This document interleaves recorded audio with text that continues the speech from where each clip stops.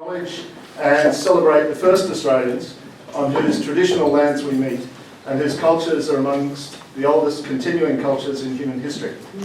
And tonight I'm very pleased on behalf of the Australian National Centre for Latin American Studies and the Embassy of Chile to introduce a public lecture and forum on the question of the hidden nations, indigenous people around the world who are emerging into political and social activism to attempt to find a voice like never before.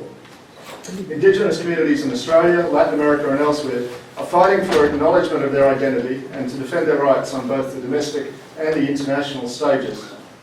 Tonight we have three important commentators on the question of the position of indigenous people in Chile, the Mapuche, and perhaps by way of comparison, a speaker from here at the ANU to talk about perhaps comparisons with the indigenous people in Australia. The Mapuche, as you may know, in Araucania in Chile and in Patagonia in Argentina, resisted Spanish colonisation for more than 3 centuries. In fact, it was not until the late 19th century that both countries successfully were able to incorporate the south of their countries into their national territories. The three guests we have from Chile tonight are, first of all, Dr. Eduardo Díaz. Dr. Díaz, from the University of Salamanca, is professionally trained in political science and law, is a specialist in ethno history, in international rights and indigenous legislation.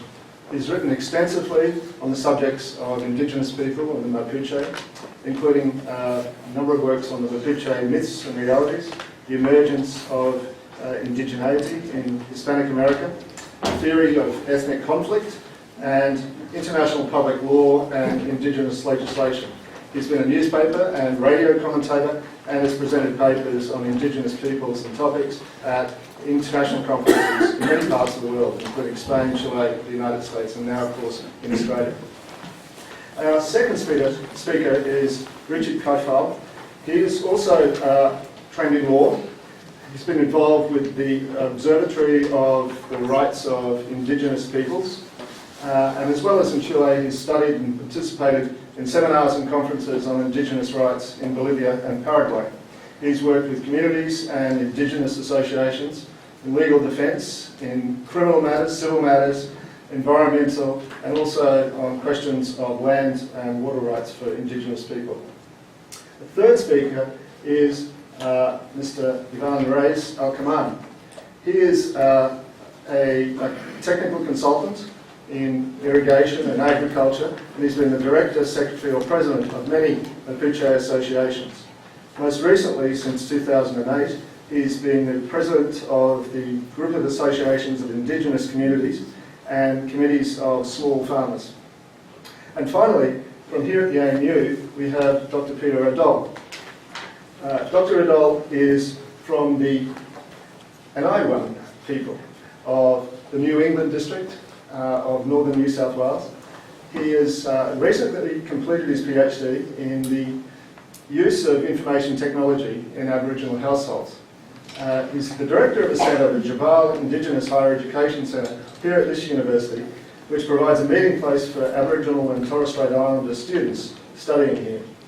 The Indigenous students and staff here are strongly committed to improving education outcomes that benefit Australian Indigenous communities. And finally, let me welcome and thank perhaps the person with the hardest job of the evening and often the most thankless, our translator, Dr. Eugenia de Mora from the School of Spanish Language Studies. To say a few words of introduction as well, please welcome His Excellency the Ambassador of Chile, Dr. Peter Radoll Díaz.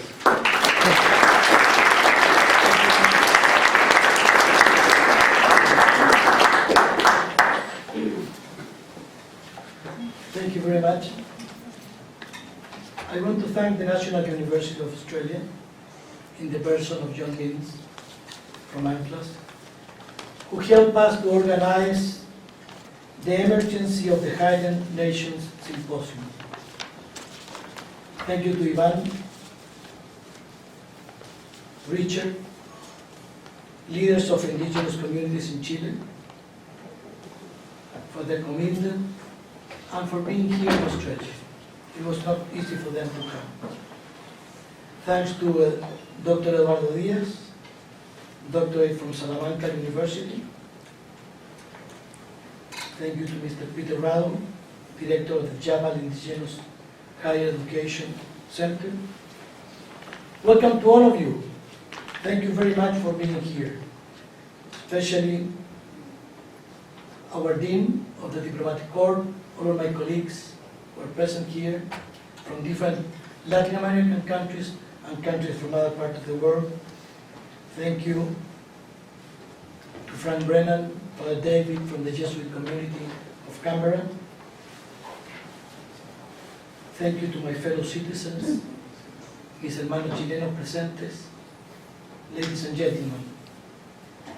In our country, more than 1 million of compatriots are identified by their own communities, such as Aymaras, Atacameña, Quechua, Dieguita, Coya, Rapanui, Mapuche, Cabascal, Oyagan, among others. We, the Chileans, are very proud to be a multicultural country. However, we do not feel the same when we realize that for centuries, their spiritual and material opportunities have neither lived up according to their needs, nor to our potential as a country. This is a population living in precarious conditions, with unemployment and poverty rates above the national average, and wages and schooling below the rest of our country. To recover lost time and do justice, the government of the President of Chile, Sebastián Piñera, recently put in motion an agenda of our indigenous people that include their constitutional recognition, leaving behind the strategy of assimilation and replacing it with one of integration, which means to value and protect their culture, language, tradition, and values. As Ambassador of the Republic of Chile, it is for me a privilege and honor to welcome you all to this academic program. Thank you very much.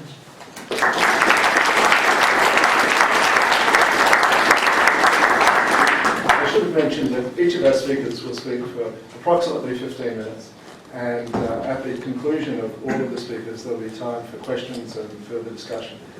And afterwards, of course, there will be time for informal discussion in the foyer with refreshments provided by the embassy. First, I'd like to welcome to the podium Dr. Eduardo Díaz.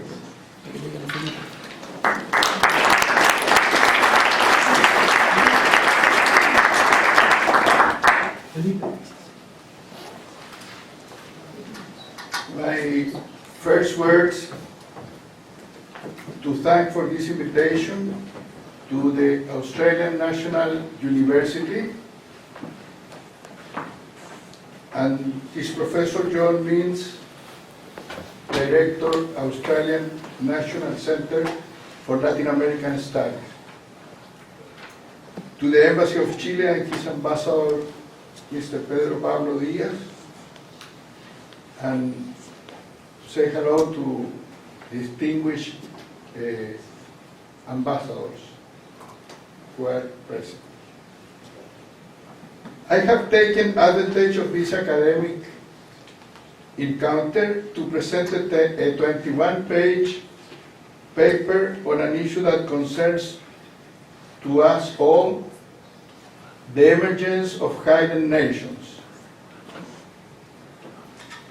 My task is to explain its content and scope, especially on its main idea. The core question when analyzing conflict of interest usually was, which side are you on? Class and ideology. The answer to that question defined whether you were my side or the other. Confronted to this alternative, people effectively choose and pick an option. Today, though, in conflicts of our time, the recurrent question is, who are you? Professor Huntington says that from Bosnia to Caucasus to the Sudan, the wrong answer to that question can mean a bullet in the head.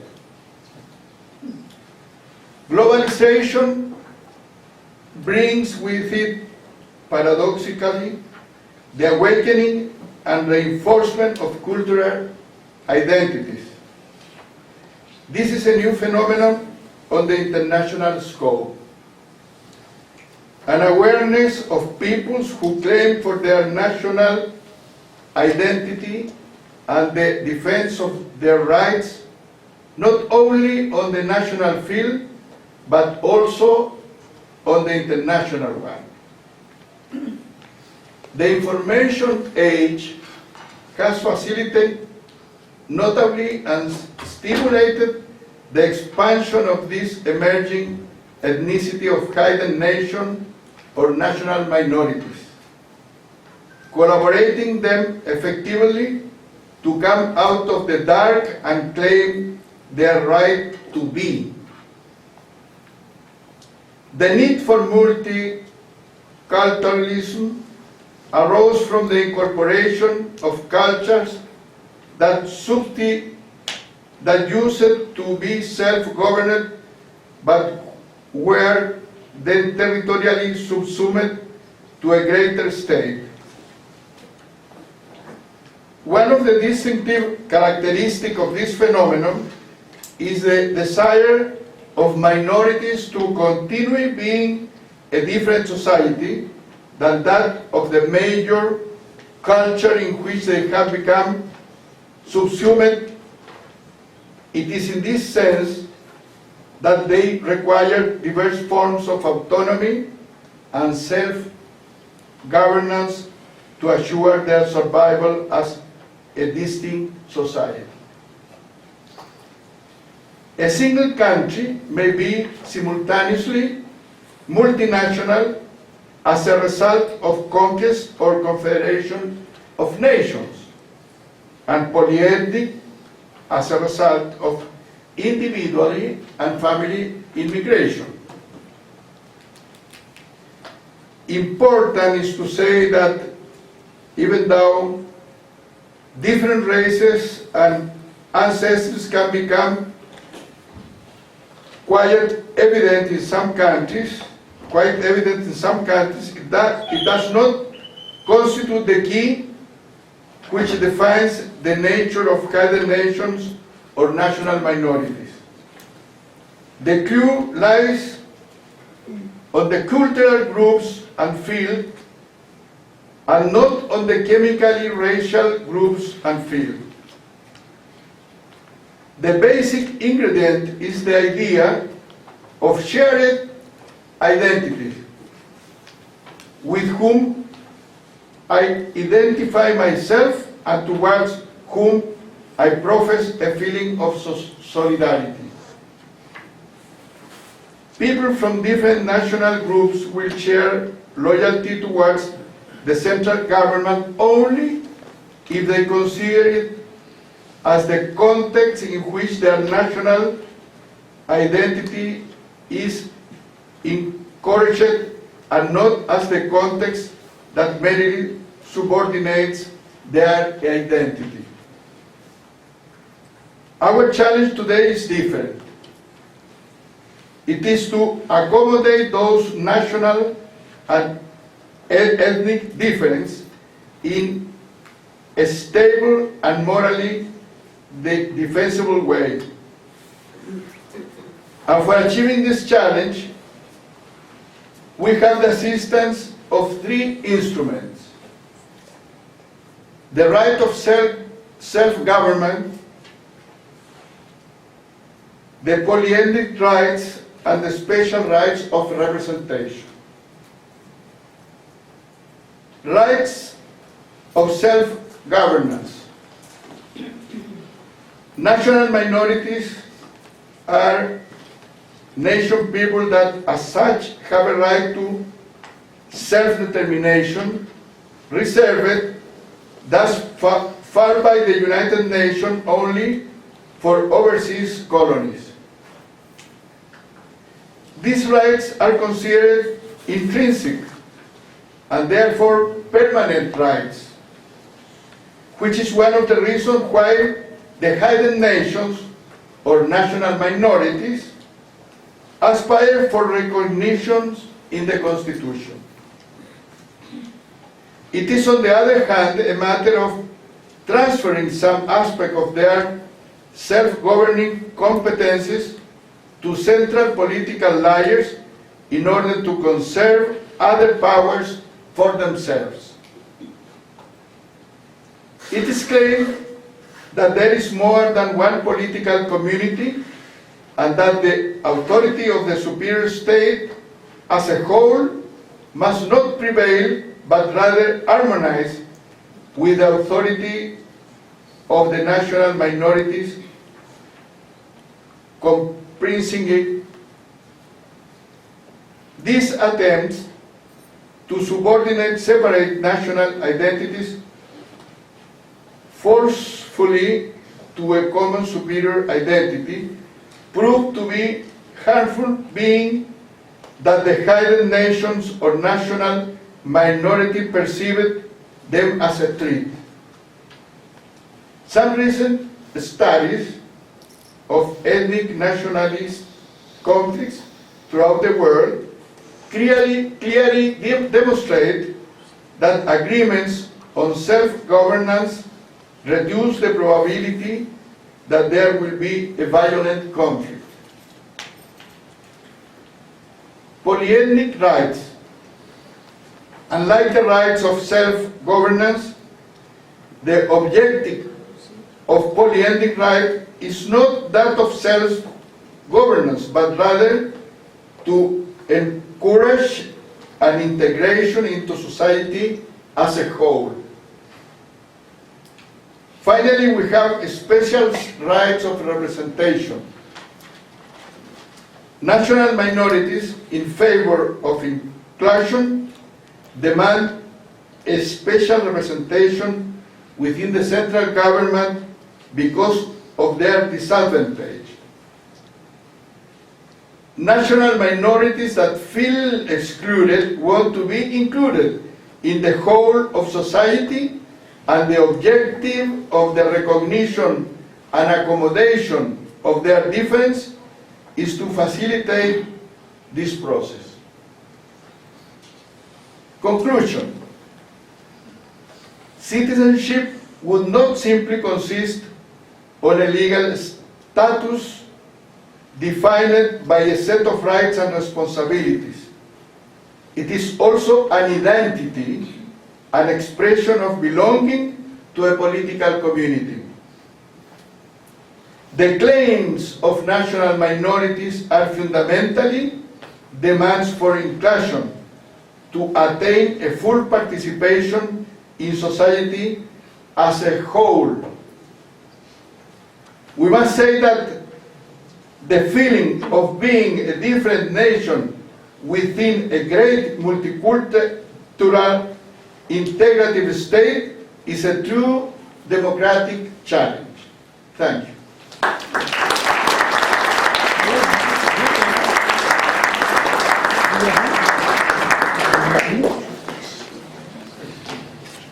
Our second speaker tonight is Richard Caifal.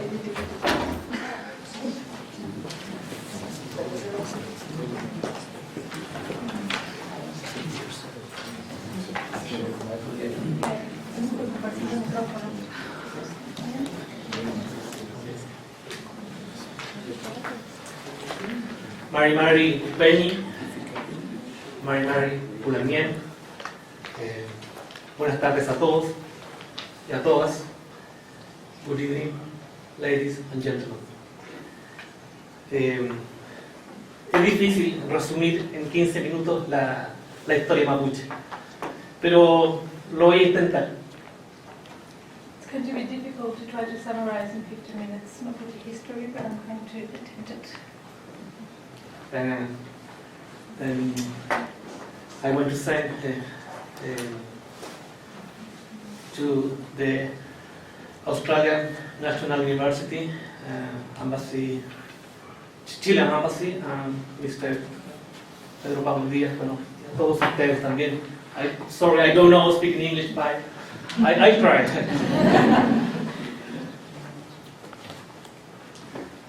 So, el pueblo mapuche posee una antigüedad aproximada de 12.000 años. Desde tiempo remoto o de tiempo antiguo ha desarrollado en su territorio cultura, religión, idioma, historia, economía y organización política.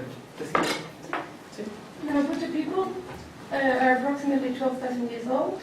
From remote times, they have developed in their territory culture, religion, language, history, economy, and political organization.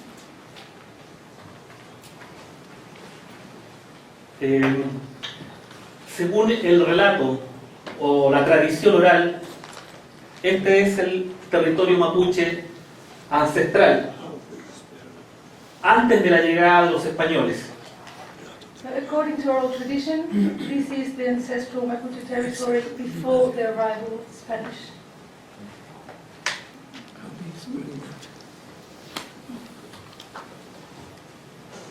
Para que se entienda.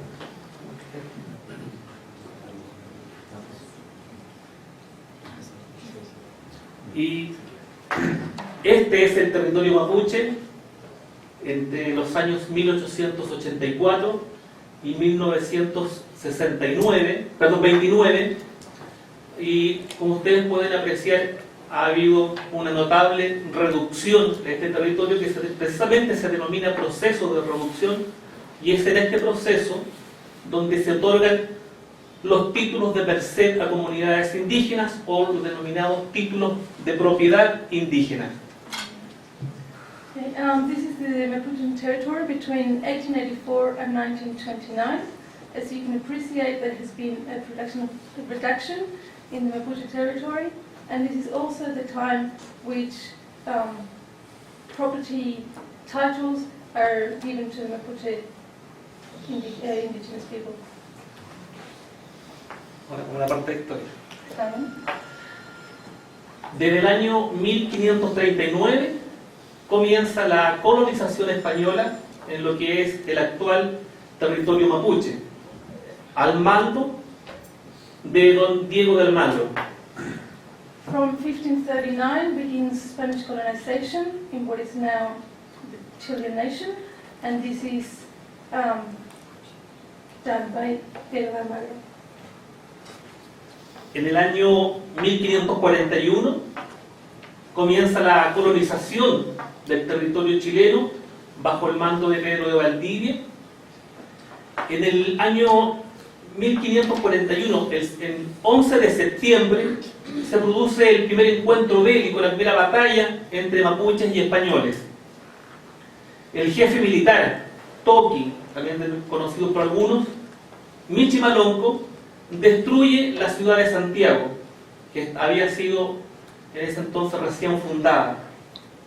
Y posteriormente, en el año 1550, el 24 de enero, Pedro de Valdivia avanza por el territorio mapuche hasta el río Biobío. From the year 1541 begins the colonization of the Chilean territory under the command of Pedro de Valdivia. On the 11th of September 1541, there is a bellicose meeting between Mapuches and Spanish people, so there's the battle. The military boss, Mapuche boss, Michimalongo, destroys the city of Santiago, which had been recently founded. On the 24th of January 1550, Pedro de Valdivia advances on Mapuche territory till reaching the river Biobío.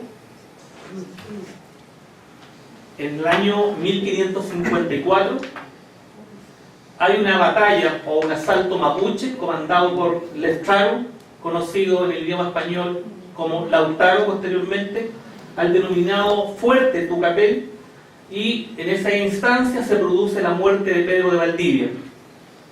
In 1554, there's an assault commanded by, this Mapuche assault commanded by Lautaro, so Lautaro in Spanish, to the so-called fort of Tucapel, and that's where Pedro de Valdivia dies. En el año 1598 se produce la victoria de Curalaba, porque bueno, esta historia la contamos nosotros los mapuches, no los que ganaron la verdad. También en la historia chilena se llama Desastre de Curalaba, al mando del Toqui Lautaro, o perdón, del Quispe Lautaro y Anganamón, que eran los jefes militares mapuches.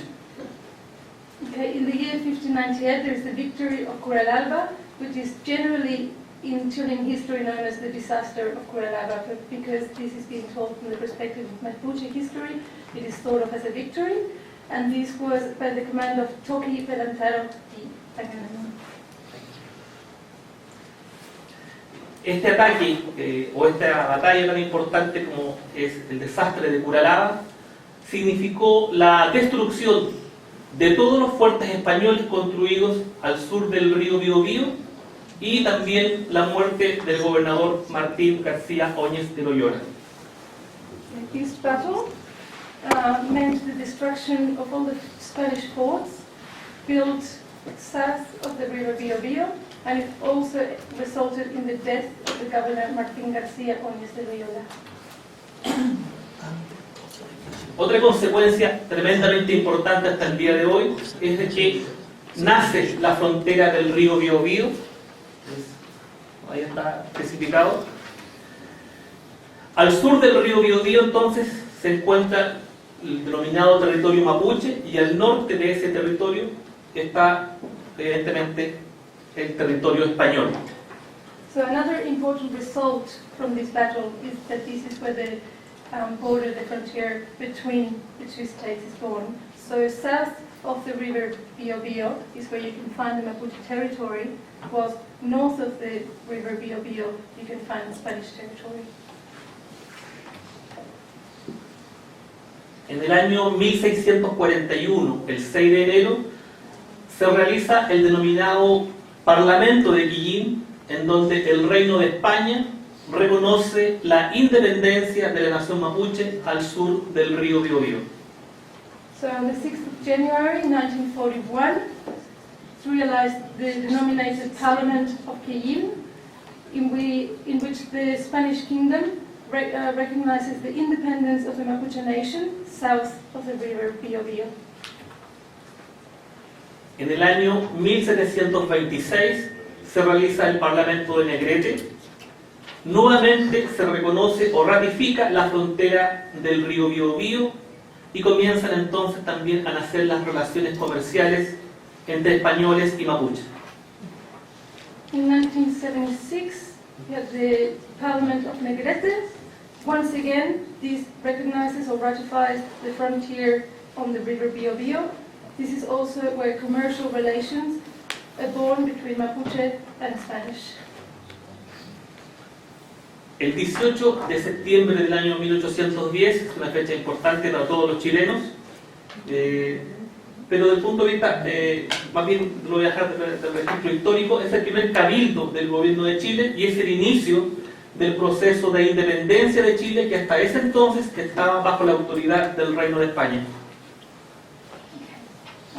On the 18th of September 1810 is the first lobby or chapter of the Chilean government. This is the beginning of the process for independence, for the independence of Chile, that until that time was under the authority of the Spanish kingdom. El gobierno de Chile, el 7 de enero del año 1825, realiza el Parlamento de Tapigüe. Este parlamento se realiza durante el gobierno del general Ramón Freire, entre un representante militar del gobierno de Chile que es enviado por el Congreso de la República y representantes mapuches al mando del lonco Marilubán, que el lonco también es una autoridad mapuche. On the 7th of January 1825, the government of Chile states the Parliament of Tapiwe, where this is realized under the government of the General Ramon Freire, between a military representative of the Chilean government sent by the Congress of the Republic and representatives of Mapuches under the command of Lonco Mariduan. Bueno, el Parlamento de Tapiwe es muy importante porque hay una serie de artículos que se señalan allí. Nuevamente, el gobierno de Chile ratificó el río Biobío como la frontera entre Chile y el territorio mapuche. El artículo 18 prohíbe que algún chileno pueda habitar al sur del río Biobío por constituir un peligro para la tranquilidad y un peligro para la paz. Y se sanciona como delito de lesa patria, o un delito contra el gobierno, contra la patria, a la parte contratante que no cumpla con este tratado internacional. ¿Cómo se llamaba el Parlamento? Tapiwe.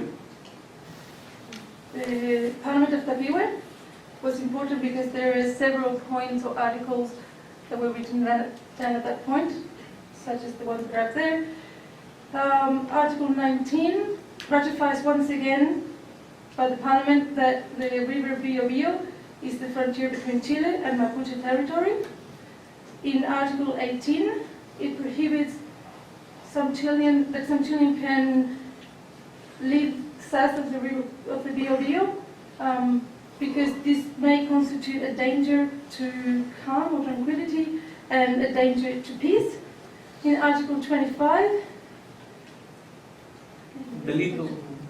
it sanctions as a crime the lesa patria, which is a crime against the government, Una parte que no cumpla con el and to a part that doesn't obey by that international treaty. Bueno, aquí comenzamos con la legislación chilena propiamente tal. En el año 1857 entra en vigencia el Código Civil, que deroga las leyes de Indias del Reino de España y establece un sistema de propiedad inscrita en el conservador de bienes raíces. Okay, in 1857, Sí, comienza a regir contra vigencia. in 1857 becomes actual the Chilean Civil Code, which puts aside the laws of the Indies by the Kingdom of Spain. This establishes a system of property inscribed in the books. in the books of, sorry, goodness gracious, the lands of state. En el año 1861, don Cornelio Saavedra, que es un general chileno, expone al Congreso su plan de ocupación de la Araucanía y que se denominó la pacificación de la Araucanía, y se consagra una frase que en realidad es la visión que existe hoy día y en el pasado respecto de los mapuches. Y señala esa frase, dice: la pacificación de la Araucanía nos ha costado mucho mosto, o sea, mucho vino, mucha música y poca pólvora. In 1861, Cornelio Saavedra exposes the Congress to his plan of occupation of the Araucanía. Acuña la frase, o crea la frase. And he coins the term, the pacification of the Araucanía has cost us a lot of wine, a lot of music, and very little gunpowder.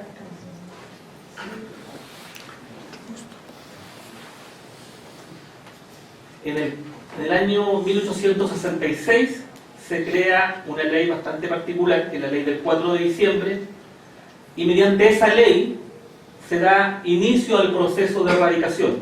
O sea, es un proceso legal. El Estado chileno se atribuye el poder para ordenar la distribución de la población mapuche y de sus tierras. On the 4th of December of 1866, there's a new law. It's a very important law. Through this law begins the process of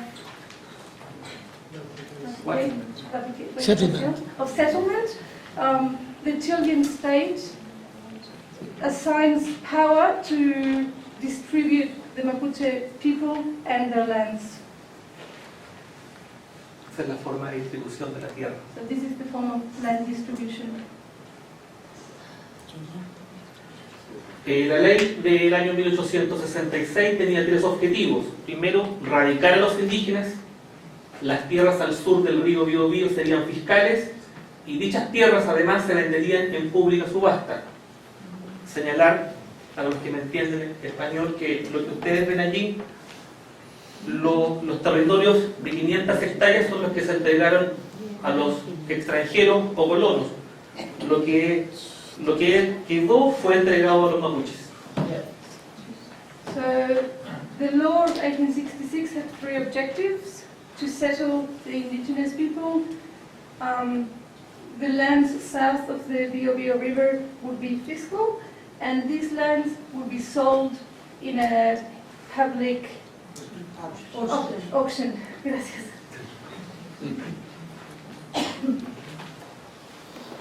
Bueno, aquí hay una parte un poco más complicada quizás de entender, pero vamos a tratar de darla a conocer. La ley del 4 de diciembre señalaba puntualmente que se debían fundar ciudades o poblaciones en territorios de los mapuches. Los terrenos que el Estado posee actualmente y los que en adelante adquiera se venderán en pública subasta. Sin embargo, una parte de los terrenos se destinará a establecimientos de colonias de nacionales o extranjeros y se procederá a deslindar o poner límites a los terrenos pertenecientes a indígenas por una comisión de 3 ingenieros y se entregará a favor de un indígena un título de merced o un título de propiedad. Empezaste diciendo que esta era la parte más compleja. Porque He was saying that this would be a more complex part. The law of the 4th of December 1866, it was the law of wastelands. It stated that there would be people would be funded in indigenous territory, that the territories that the study owned, actually owned at that point, or the ones that it would acquire, would be sold in a public auction, notwithstanding a part of the land would be destined to establishing national or foreign colonies, and it would proceed by putting limits in the lands that belong to the indigenous people, and it would give to the indigenous a title of property, un título de merced. y de la forma en que se distribuye. A los colonos se les entregaba una escuela o una parcela de 40 hectáreas por cada padre de familia y de 20 hectáreas más por cada hijo varón mayor de 12 años. Por eso es tan desigual la distribución.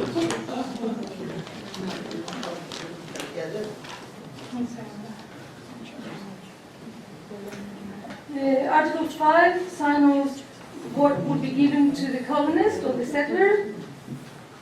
40 hectares for each father of the household, and 20 hectares for each male son that was older than 12 years old.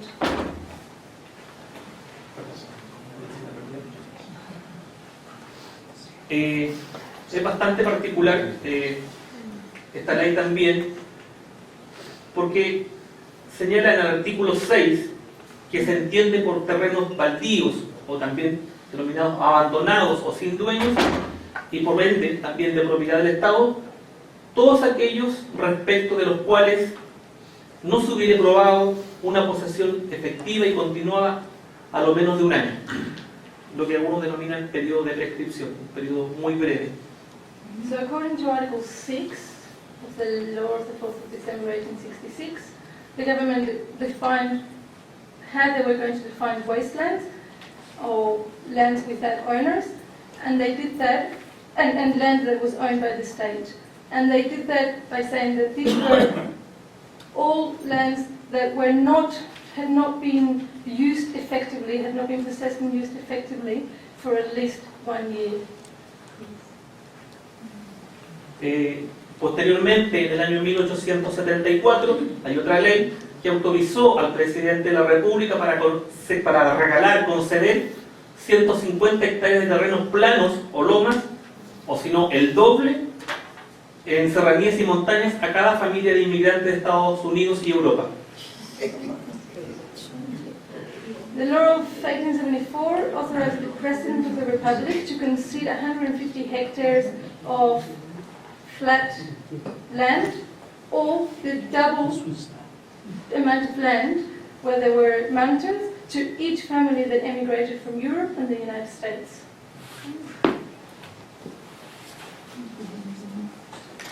Producto de todo este proceso, el 4 de noviembre del año 1881 se produce el último alzamiento o levantamiento mapuche, donde se atacan, entre otros, los recién fundados fuerzas de Temuco y Lumaco, y se da fin a este proceso o periodo de pacificación con la fundación de Villarrica en el año 1883, y como dije anteriormente, se pone término al proceso de erradicación y el territorio mapuche pasa a ser territorio del Estado chileno. On the 4th of November 1881, this produces the last Mapuche revolt. They attack, amongst others, the recently founded forts of Temuco and Lumaco during the process of the pacification of the Araucania. In 1833, produces the foundation of Villarrica, and with this comes to an end the annexing of the Mapuche territory. Posterior entonces, desde el año 1884 en adelante, se rematan las propiedades mapuches, los remates de tierras y la ocupación de las tierras mapuches mediante el proceso llamado de erradicación, que entregó 3.078 títulos de merced o títulos de propiedad a una población también ya diezmada de 1 millón de mapuches, se pasa a 78.000 personas y a una superficie total de 475.000 hectáreas, lo que significa un promedio de 6 hectáreas por persona, a diferencia de los colonos que tocaron 500 hectáreas por persona. O sea que estas hectáreas van a ser de Mapuche. Sí, sí, perfecto. In 1994, realized the last auctions of land and occupation of the lands by the Mapuche, during which process, this is a process called eradication or settlement, that gave out 3,078 property titles to a population of 78,000 people, with a total surface area of 475,000 hectares. ¿Y cuál es la 500 comparación? hectáreas por persona a un colono. And the comparison is 500,000 hectares to a settler or a colonizer. These, in contrast, signify an average of 6 hectares per person.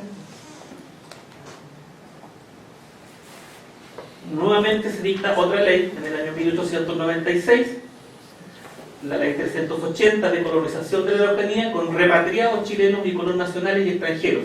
Aquí la proporción también va disminuyendo de 80 hectáreas por padre, más 40 hectáreas por cada hijo varón mayor de 16 años, más casa, bueyes, semillas, alimentos y protección del gobierno.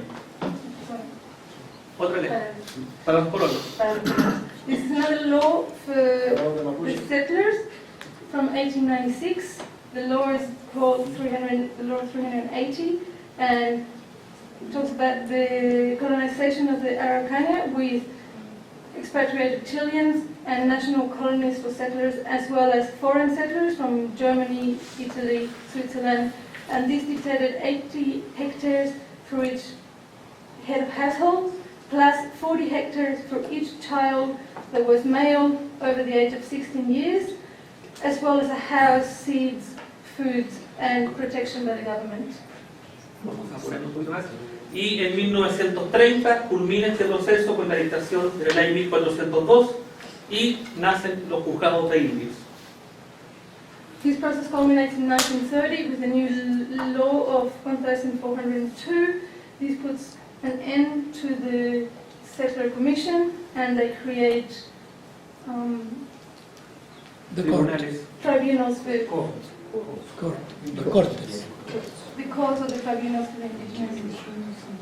En el año 1962 y 1970 existe un proceso denominado la reforma agraria, donde más que nada se apunta a un proceso de reducción de los grandes fondos o latifundios, entregando parte de ese territorio a los campesinos, en este caso también a algunos indígenas. Between the periods of 1862 and 1970, there's a new period of agrarian reform, which goes towards the process of the reduction of the lands by the latifundios, the landholders, giving certain lands to the peasants. En el año 1972,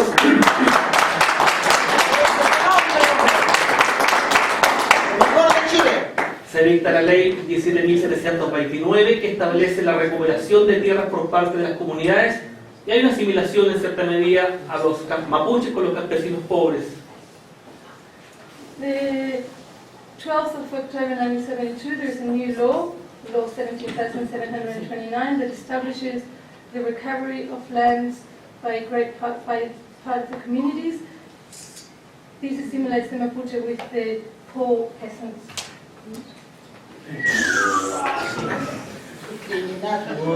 En el año 1979 se dicta un decreto ley número 2568 que modifica la anterior ley y plantea la división de comunidades indígenas entregando títulos individuales llamados de dominio, o sea, ya no hay títulos comunitarios sino que títulos individuales, y además es bastante preocupante, aberrante, porque establece que los predios dejan de ser indígenas al igual que sus dueños u ocupantes.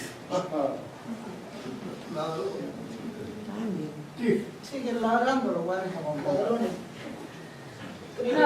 On the 25th of March 1973, there's a new decree, the law 2568, that modifies the previous law and that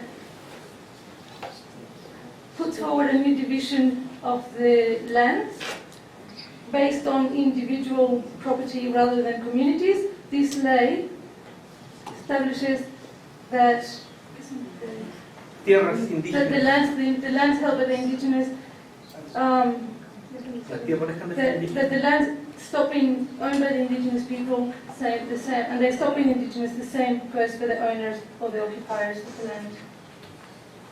En el año 1989 se firma un acuerdo político, acuerdo de imperial, con el candidato a presidente de la República, Patricio Elwin, y en este acuerdo señala que el futuro gobierno de la concertación se compromete a ratificar el convenio 169 de la OIT, crear una ley indígena, crear o implementar una institucionalidad que actualmente se denomina CONADI y también se compromete a un reconocimiento constitucional. In 1989, there's signed a new treaty called the Nueva Imperial with a candidate of with a candidate to the presidency of the Republic, Patricia Elwin. This treaty signals that the future government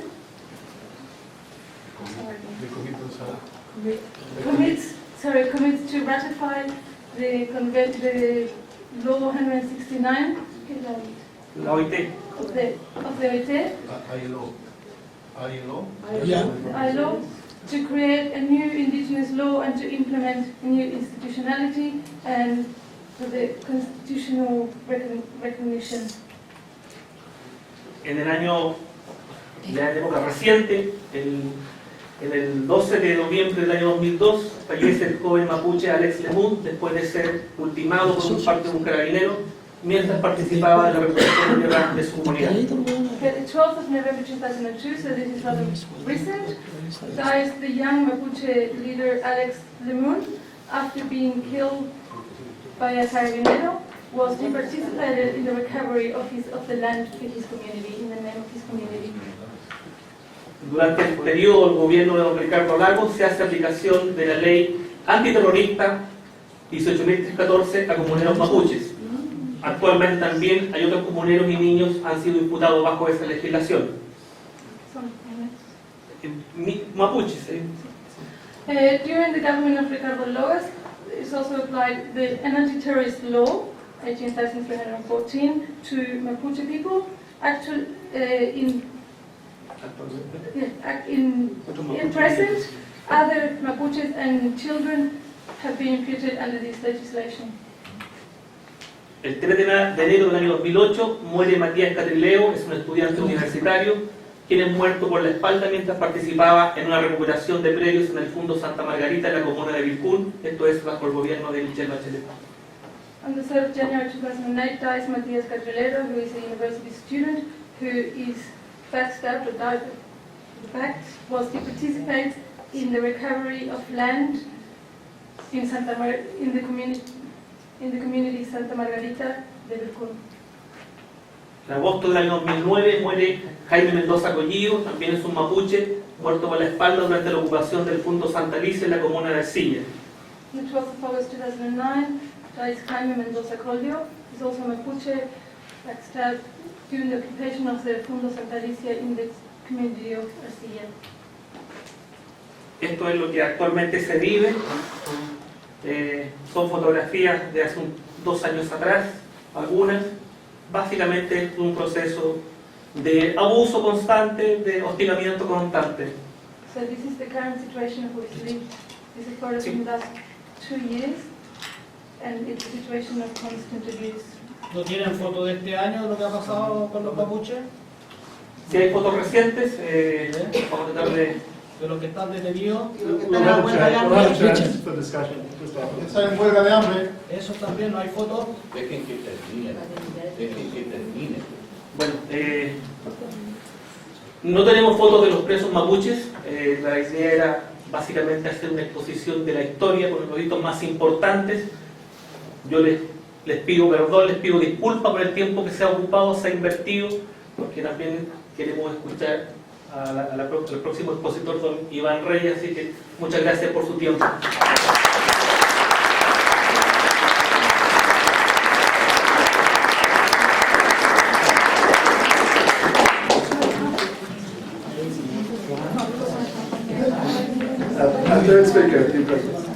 Our third speaker,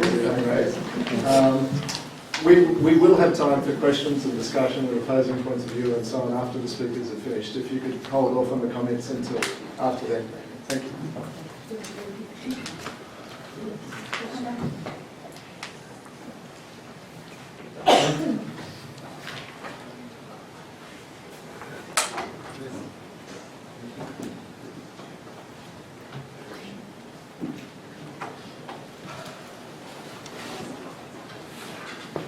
Buenas noches.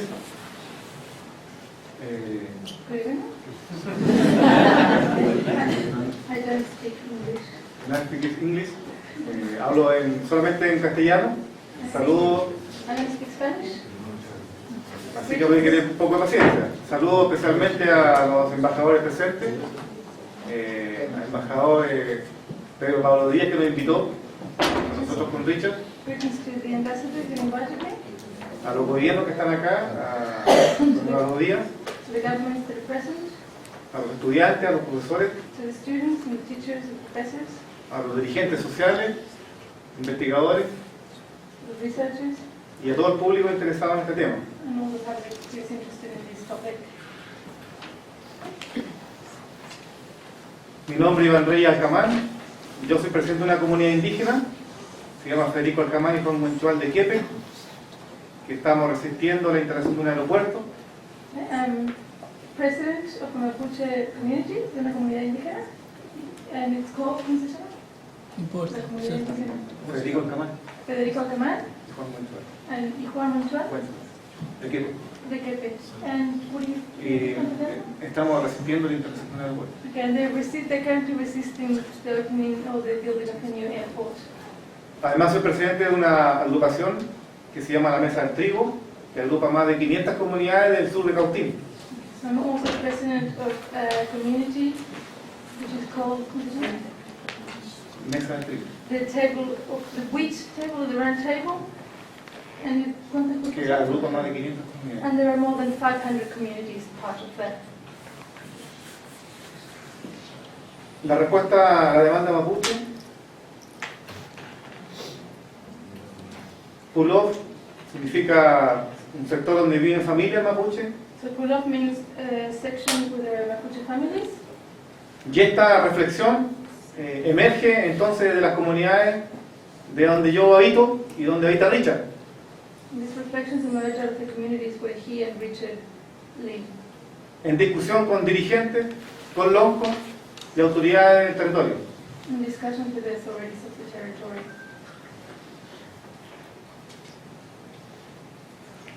Nuestro mundo mapuche, una lengua, una cultura, un sentido. The language, a culture, and meaning, in a sense. El mundo mapuche por más de 200 años The Mapuche world for more than 200 years desarrolló una economía y relaciones sociales, developed an economy and social relations, lo que podríamos denominar un desarrollo hacia adentro. or we can denominate development within, towards Esto inside. entre los años 1660 y 1880. This between the years of 1660 and 1890. Eso permitió un desarrollo económico y cultural que fortaleció sus redes familiares y permitió pensar en tener relaciones con otras naciones del mundo y otros pueblos. ¿Podrías repetir la primera mitad?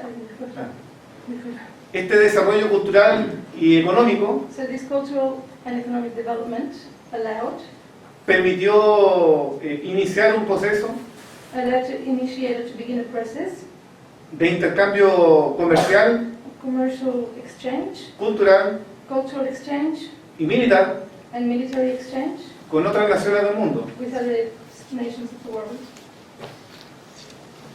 Desde el inicio del siglo XX, diversas organizaciones mapuche han desarrollado distintas estrategias para hacer ver sus demandas como debería el Estado chileno atender estas. Since the beginning of the 20th Ahí está century, puesto, diverse- está puesto.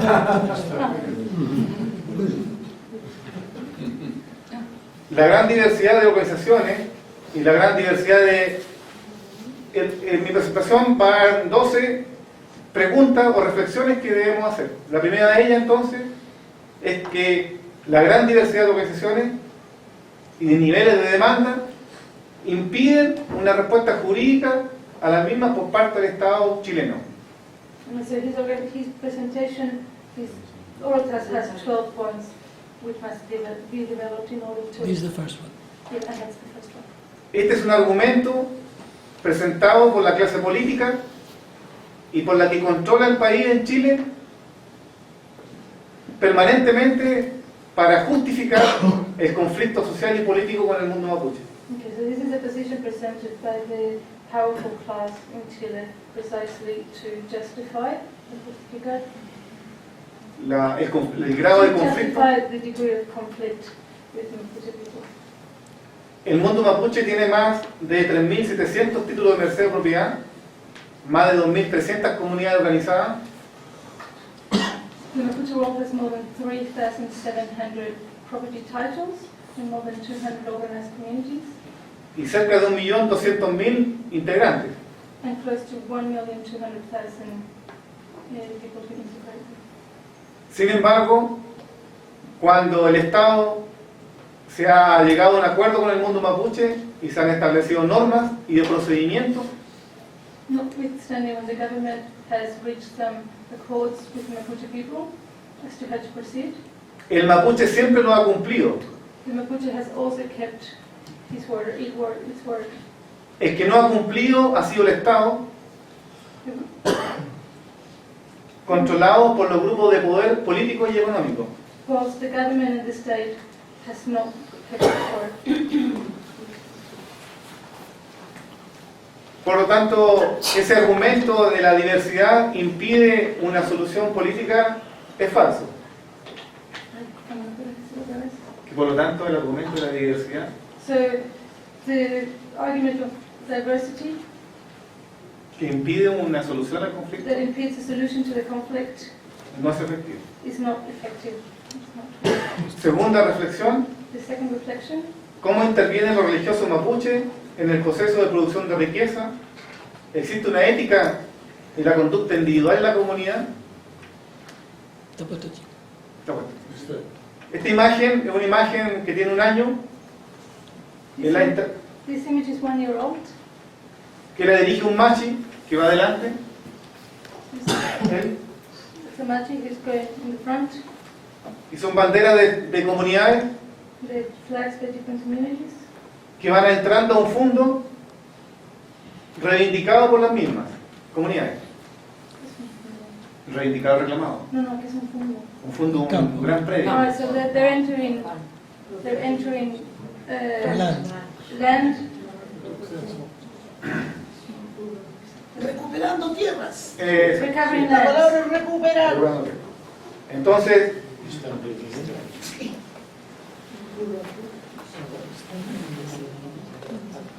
esa es una marcha This is a protest en Quepe in Quibir.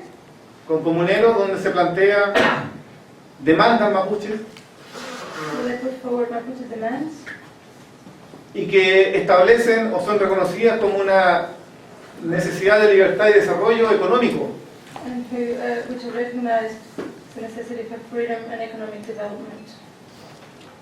Un lonco de un territorio cercano, de Ercilla, se llama Pascual Pichún, plantea que ahora debemos recuperar la tierra que nos quitaron para volver a ser lo que éramos. We put forward that now we have to recover the land that they took from us to go back to being what we used to be. Lo periférico de los mapuches impide una vista de los núcleos de poder de la sociedad chilena.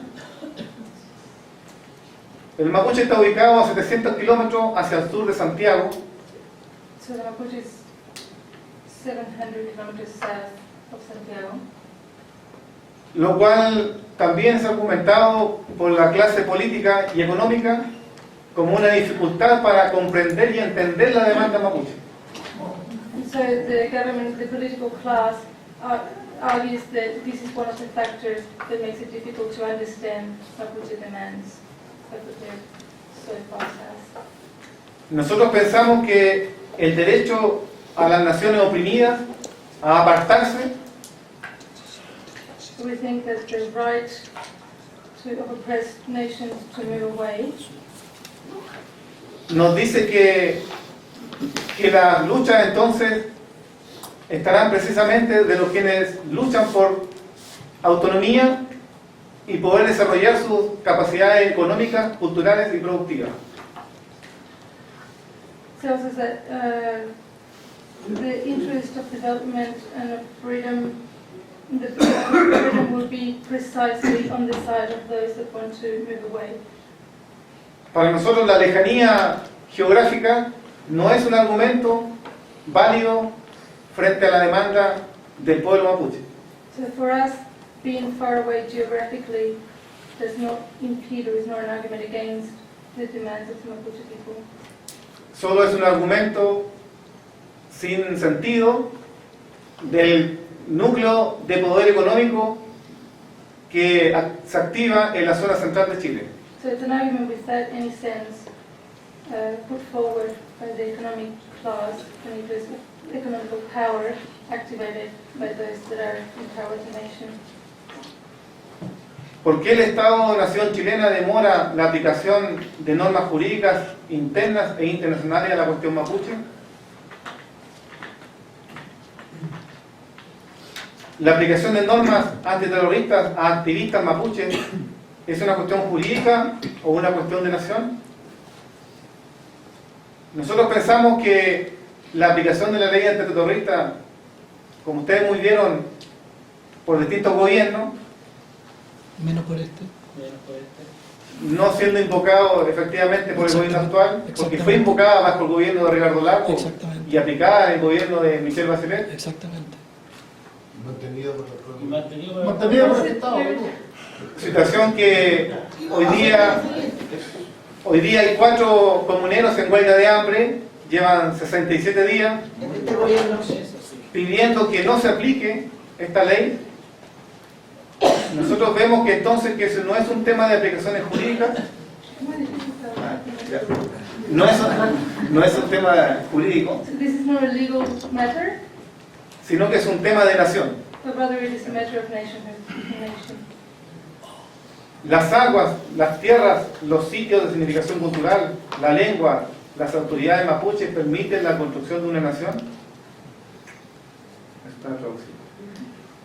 Hay un detalle de fechas importantes que resumen la relación del Estado chileno con el pueblo mapuche, These are the important dates. Que lo vio con Richard. que ya se ha visto anteriormente.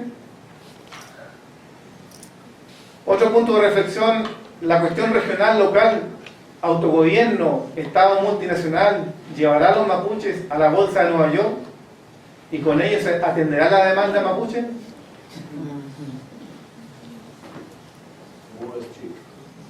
Si bien es cierto, nosotros pensamos que es un paso importante Although it's true, we think it's an important step.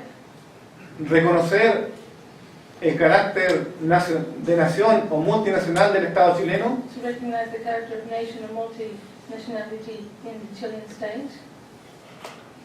situación perfectamente realizable, dado que en otros países de América Latina se ha hecho, It's a perfectly achievable situation given that it's been done in other places in Latin America, in other countries of Latin America, como Paraguay, Bolivia, México y Guatemala. such as Paraguay, Bolivia, Mexico, and Guatemala. En lo económico, en lo social, el mundo mapuche aporta a la sociedad chilena.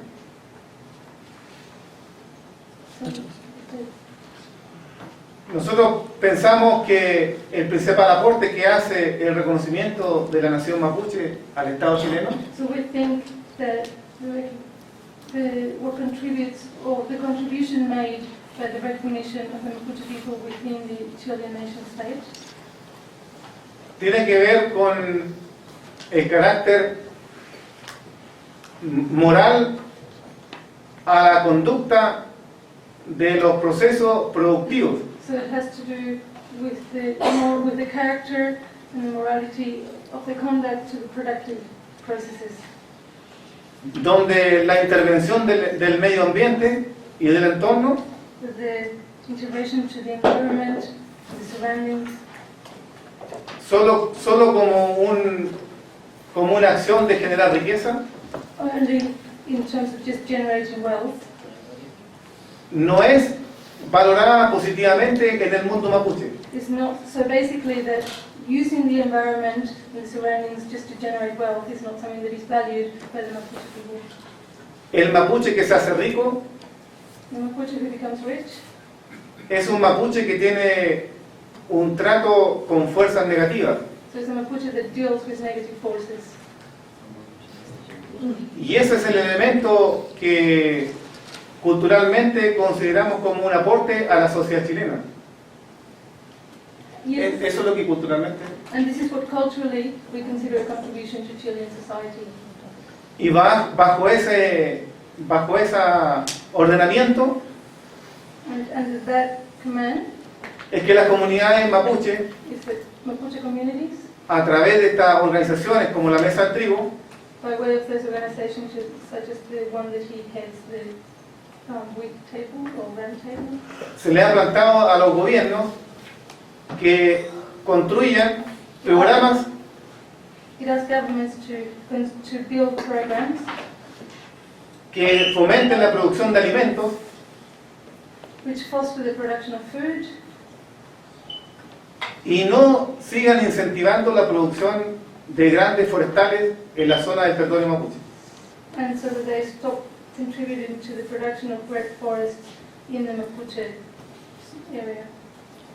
El Estado chileno hoy día The Chilean state today bonifica o paga 250.000 pesos, pays $500, pays $500 $500 por hectárea per hectare al plantar árboles forestales. every time that a forest tree is planted. Y no hace lo mismo para la producción de alimentos. And it does not do the same thing, it doesn't pay money for the production of food.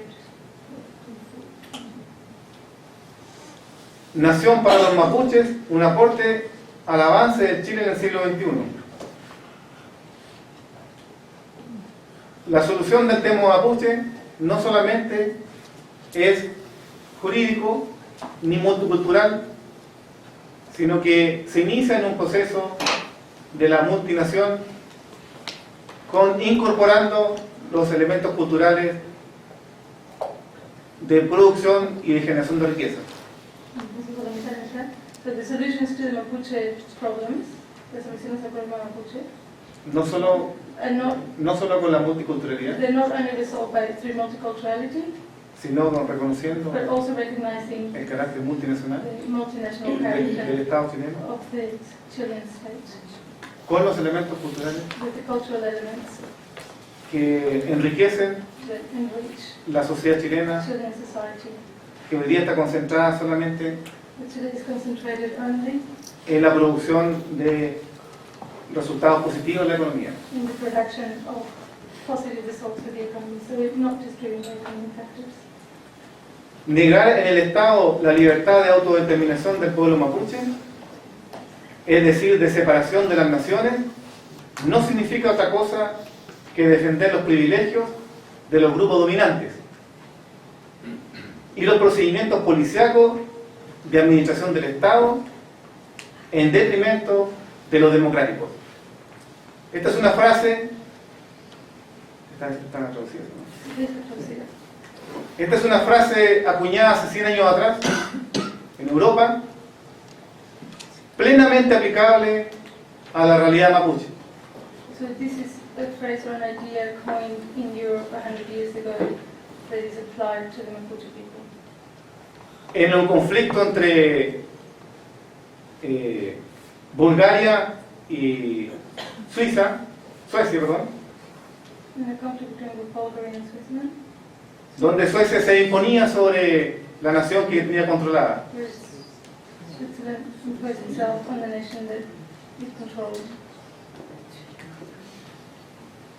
La respuesta que está dando hoy día el Estado chileno al problema mapuche So the answer that the Chilean state is today given to the Mapuche question es justamente procedimientos policíacos, is precisely this type of procedure. procedimientos policíacos It's a police, militares, military procedures, y no los procedimientos democráticos como debiera ser en una nación moderna. not democratic processes how it should be in a nation. That's it.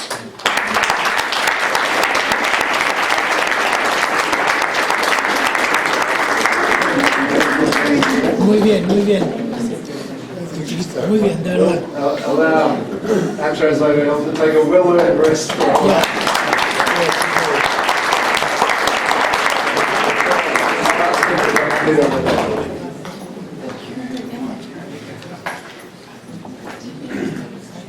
So I just want to acknowledge the first Australians and the name we're meeting on tonight.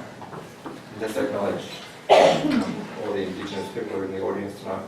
I've sort of arrived here quite by accident because Professor McDodson's out of the country, and as the second most senior Aboriginal person in the university, I get the privilege to do this as well.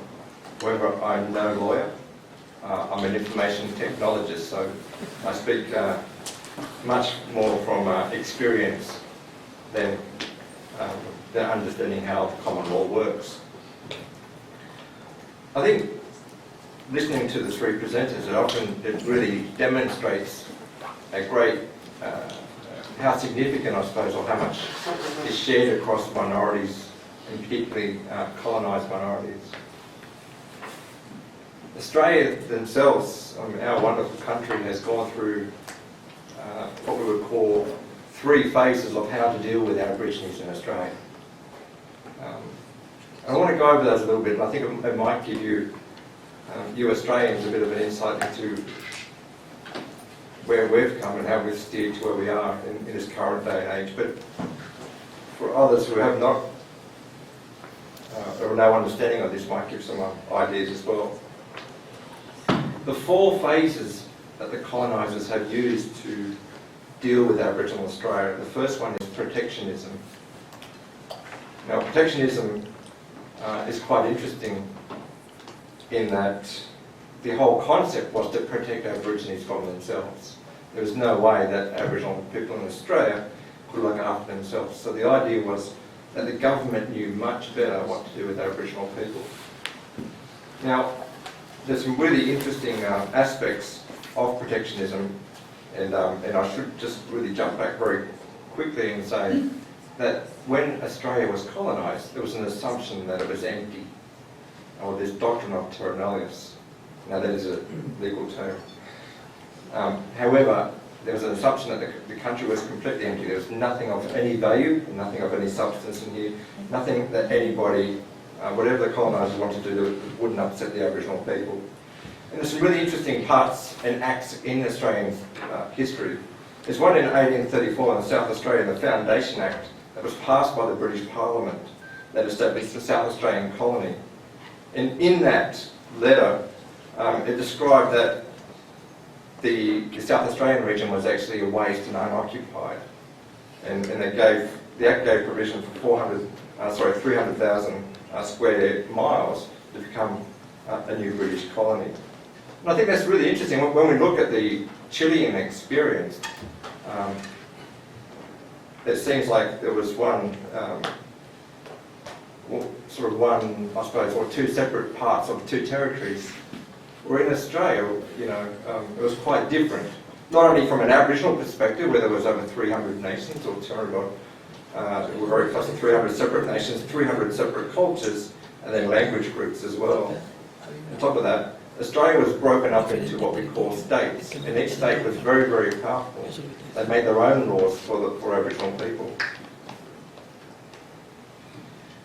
During the protectionist stage, there were a lot of things going on to protect Aborigines. There was establishment of particular acts. There was establishment of the Aboriginal Protection Act in New South Wales in 1909, and which is just to highlight one of the interesting things there. The Aboriginal Protection Act, the board at that time was actually made up, over half of them were graziers in Australia. So it's really interesting. And that Aboriginal Protection Act stayed with us until 1969. As we go further, we see that many of the states and territories decided to do their own thing to protect Aboriginal people. During that protectionism era, as we call it now, there were establishment of indigenous, what we call reserves, and many people were sort of rounded up, if you like, and put onto these reserves. At the same time, anybody who was, during the start of that time at least, during that time, anybody that was not of full descent was either taken away into, the boys were taken away to become pastoralists or stock hands, and the women were often taken away to become good housemaids, which is interesting in itself. After the protectionism, which is, I think, a bit of a theme that ran through here as well, is you get this concept of assimilation or integration. But that was quite different from what I was hearing from the other presenters. The whole concept of assimilation and integration was to remove, I suppose, the culture from Aboriginal people and make them much more assimilated into Australian society. And there were acts to do this. I mean, each state and territory provided an act to actually push things along a little bit. Now, assimilation was quite an interesting era, and we still live with those legacies at the moment, with the trauma and the torment from the era. We moved into the late to mid 1960s to what we call Self-Determination and Land Rights Act, and we had in 1967 we had something that was very, I suppose, groundbreaking for us. Was that in 1967 there was a national referendum where over 90% of Australians voted yes to count Aboriginal people as citizens of Australia, which is quite interesting. So prior to 1967, it was very difficult to be recognised and come off reserves at that time.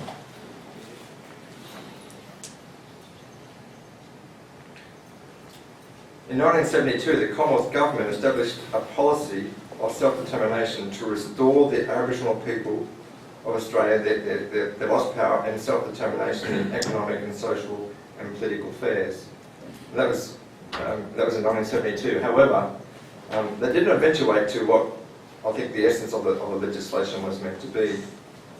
Once again, each state and territory took that further and came down, and this was another highlight I just want to raise to share with you is 1991, the Queensland Aboriginal Land Act and Torres Strait Islander Land Act allowed for vacant Crown land to be claimed on the basis of traditional association. The problem with that was only 2% of the entire Queensland was claimable, and there was no fund for buying the land or development, and there was no structure to support the making of the claims. So it gives you a bit of an idea of that there were some serious issues in terms of representation, land ownership, and that Act in 1972 didn't really establish what was meant to establish. If you look at, there was a huge landmark court case by the High Court of Australia that actually did recognise in common law the land rights of Aboriginal and Torres Strait Islander people. And this was what we know now as the Mabo case, or the Eddie Mabo case, where the Native Title Act recognises native title rights of Indigenous people of Australia who have remained continually connected to the land and waters. Problem was, and it continues today, is how do people, Aboriginal people, continue culture or continuity to the land, particularly when we went through many years of war, if you like. I mean, some people will call it war. I know Peter Radoll would, Aboriginal war. If you're not able to stay in your country, it's very hard to establish a native title claim, and to this very day, it remains a very big issue. In 1996, the Federal Court recognised also that native title can coexist with pastoral leases on Crown land. And there was a problem with that because pastoralists didn't like that very much. They didn't like sharing the Commonwealth's resources. So in 1998, the Commonwealth Native Title Act was amended to reduce Indigenous Australians' access to the control over those lands. So that information was repealed, that law was repealed and changed. I want to skip ahead a decade to 2008 now, where we have the Conservative governments out of the Parliament, or control of the Parliament. We have the Labor government in Parliament, and where the federal government actually apologised to the Indigenous people of stolen generations of Australia. It was meant to make a huge difference, and I think it continues to make a big difference as we go forward. As I was going through, one thing that John asked me to do is if we can have a bit of a synopsis and make some interesting correlations between us and the Chileans, if you like, Mapuche, about how do we represent ourselves. And there's been some wonderful mechanisms. We did have a Aboriginal and Torres Strait Islander Commission which gave us really some sort of governance over ourselves. However, and that was decommissioned by the federal government, the Conservative government, some years ago. And now we've moved to another level. What we have now is a national elected body of Aboriginal and Torres Strait Islander people to represent us. Hopefully you guys who live in Australia would have seen some information and some media around that now. I think it's really important to understand in trying to contrast, how do we accommodate Indigenous identities within such a national framework for representation or recognition? I think that's really difficult for all of us. Even in this small little part of Australia, there are 3 different clans or different family groups that actually claim this territory here. So for us to understand how do we actually serve recognition when there's so much unknown. And the reason why it's so unknown was it was never documented by the colonisers. And the Aboriginal history or Aboriginal culture was a very old history, so there was no documentation for this. So when the whitefellas come through, when the colonisers came through this area, we have lost not only our culture and our language, but we've also lost where are our boundaries and borders. We have no idea where they are, for many parts of Australia at least, particularly the earlier colonised areas. There are some parts of Australia that there is no dispute. But definitely the early parts of the colonised areas we don't have our own border zone. And it's very, very difficult. At this point in time, we are dealing with an issue of recognition. In fact, at this point in time, the political push is recognition in the Constitution, and that's what we're hoping to do. Aboriginal people are not in the Constitution, are not recognised in the Constitution as a first Australians in any way, shape or form. And as that be that as it may, we don't actually have any rights as we probably could and probably should.